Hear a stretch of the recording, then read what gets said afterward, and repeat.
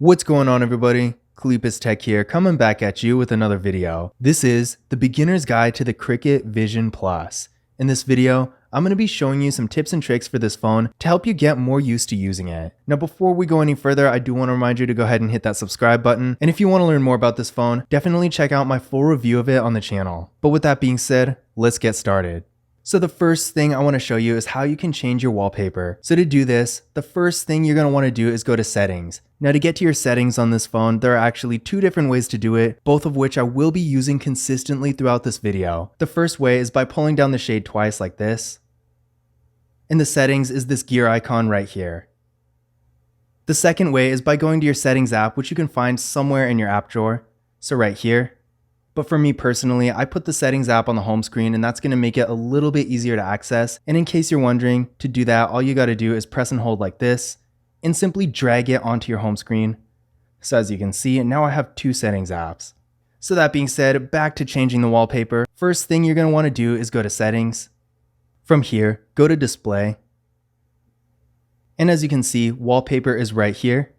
Now we got two different options here. First of all, you can choose a wallpaper already on the phone, so this is basically just a system wallpaper, just typical Cricut stuff. You can also choose from your photos, so if you go to local album, you're going to see not only the photos on the device itself, but also anything that's connected to your Google Photos.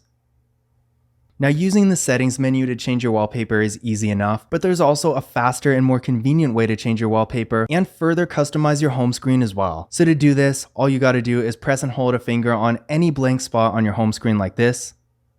And as you can see, this menu shows up where you can customize your home settings, widgets, and wallpapers. Now we're going to take a look at some things we can do in the sound menu. To get to the sound menu, we're going to go to settings. From here, go to sound.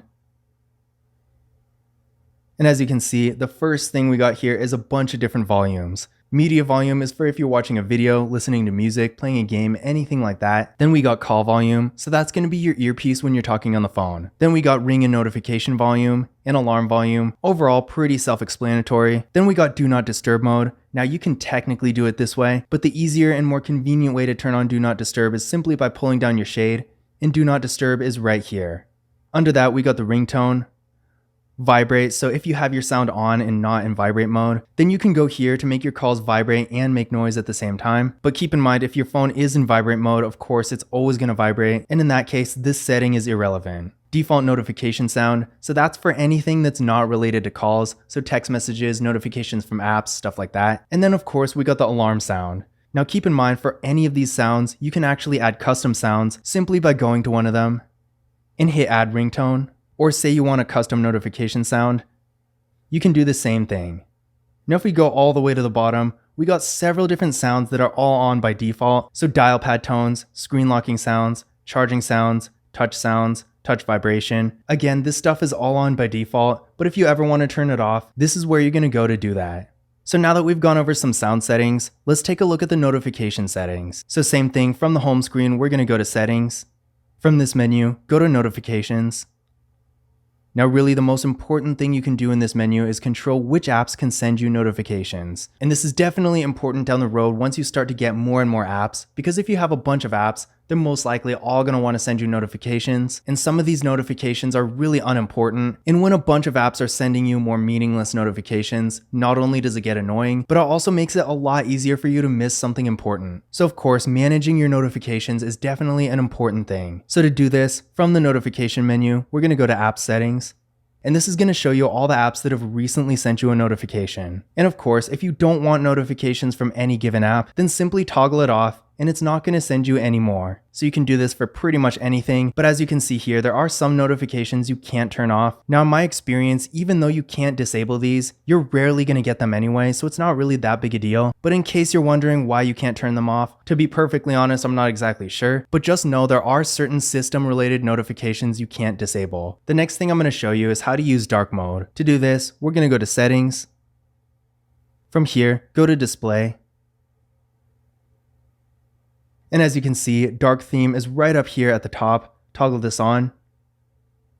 And we are now in dark mode. It looks pretty cool, definitely a nice feature to have. And if you want, you can also schedule it to turn on automatically. So if we go here, as you can see, by default, the schedule is not going to be on. But if we tap here, You can have it turn on at a custom time or from sunset to sunrise. Now I'm going to show you how to take a screenshot with the Cricut Vision Plus.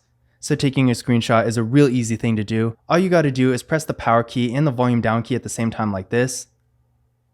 And there we go. This is going to show up. You can edit, share, whatever you want to do. And then that's pretty much it. The next thing I'm going to show you is how to change your screen lock. Now essentially what the screen lock is basically just how you get into your phone. And by default it is going to be a PIN. So if we lock it right now, as you can see it does ask for a PIN. But with this phone there are also some other options as well as face unlock. So let me show you how to set all that up. First thing we're going to do of course is go to settings. From here go to security. And from here go to screen lock. It's going to ask for your current PIN. And as you can see, from here, you can choose between none, swipe, pattern, PIN, or password. Now, I personally like using a PIN myself. It's pretty much the industry standard. But of course, if you don't want any security at all, you can do none or swipe. Pattern is also pretty cool, although in my opinion, it's not nearly as secure as a PIN. And then of course, if you want real high security, password is also an option. Now, like I said before, I personally do have face unlock. Unfortunately, we don't get a fingerprint scanner with this phone, but we at least get face unlock, and in my experience, it does work pretty well. So to activate face unlock, we're gonna go back to the main security menu. From here, face unlock is right under screen lock. It's gonna have you enter your current PIN. And as you can see, I already have my face registered, but if you don't, it's going to walk you through some on-screen instructions to get it set up, and once you do, it's automatically going to work. Now if you don't want to use it anymore for whatever reason, you can always turn these off, or even just delete your entire face model. Now the next thing I'm going to show you is how to change your system navigation. Now as you can see here, we got the normal 3 buttons that most Android phones have, but there's also another type of navigation called gesture navigation, and I'm going to show you how to use that right now. So what we're going to do is go to settings. From here, go down to System. From here, go to Gestures. And from here, go to System Navigation. So as you can see, again, by default, we are going to be on 3-button navigation, which I don't mind by any means. In fact, 3-button navigation on most Android phones is really good. But if you want to use gesture navigation, select it right here. And as you can see, with gesture navigation, there are no more buttons, just this one line down here, and it makes the user interface in general look a lot more minimalistic. So to use gesture navigation, instead of pressing a home button, swipe up like this. To go to your recent apps, swipe partially up. And to go back, swipe from left to right, or right to left. Now I'm going to be honest here, I'm not a huge fan of gesture navigation on this phone. It's not nearly as sensitive as it needs to be to actually be effective, but at the same time that's really just my opinion. Some people might actually really like it. It's really just up to personal preference, so if you haven't already, I do recommend giving it a try to see whether or not you like it, because who knows, you might actually end up liking it better than the buttons. Now the next thing I'm going to show you is how to change your screen timeout time. Now, if you've ever been in a situation where you're watching a video or maybe reading something like that and your screen falls asleep on you, then this right here is for you. So to change your screen timeout time, we're going to go to Settings. From here, go to Display. And in the display menu, screen timeout is right here. So as you can see, I have mine set to 30 minutes, which is the longest it can go, pretty much just for these videos. And if you're doing a lot of content consumption, maybe watching lots of videos, stuff like that, then maybe you might want it this long. But under normal circumstances, if you're using your phone a little bit more casually, then you're probably going to be perfectly fine with maybe 5-10 minutes max. But at the end of the day, it really just comes down to how you use your phone. So you're probably going to have to play around with this a little yourself and see which setting works best for you, because it will be different for everyone. But a couple things to keep in mind is that first of all, if you have it too short, then if you're doing stuff like reading or watching videos, your phone is constantly going to be falling asleep on you. But if you have it longer like I do, you're going to have to constantly remember to lock your display every time you're done with it. Otherwise, it's going to stay on a lot longer and drain your battery quite a bit faster. Now the last thing I'm going to show you is how you can view and manage your storage. Now with this phone, we're getting 32 gigabytes of internal storage with microSD card expansion, so that's really not a lot of storage. You're not going to have a ton of space on here for apps and stuff like that, but at the same time, you can also get a microSD card and offload your photos and videos that way. So regardless of what you're doing and how you're actually managing your storage on this phone, it's always a good idea to check in every once in a while and see where you're at. That way you're not going to be doing something and find out you don't have any space left. So to get to your storage, what we're going to do is go to Settings. From here, go to Storage, right down here. And as you can see in the storage section, it's going to tell you how much space you're using and what the total storage is. And if you scroll down, it's going to tell you what's actually taking up space. So as you can see, the system right now is taking up most of the space on here, but I also have a bunch of apps and a decent amount of games, pretty much nothing in photos and videos.